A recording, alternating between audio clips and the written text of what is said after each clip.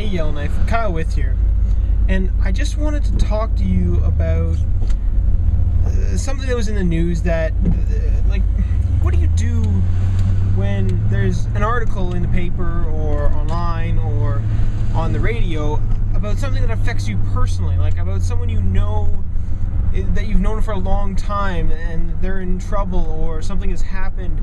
How does that affect you in a small town?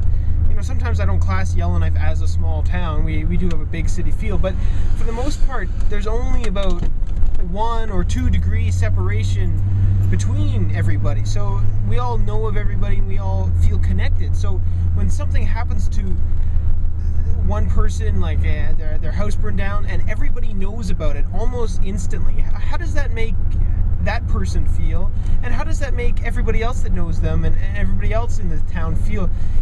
Is their life changed in any way because of that? It's just something that I wanted to bring up and see if anybody had any ideas or thoughts on that. So let me know.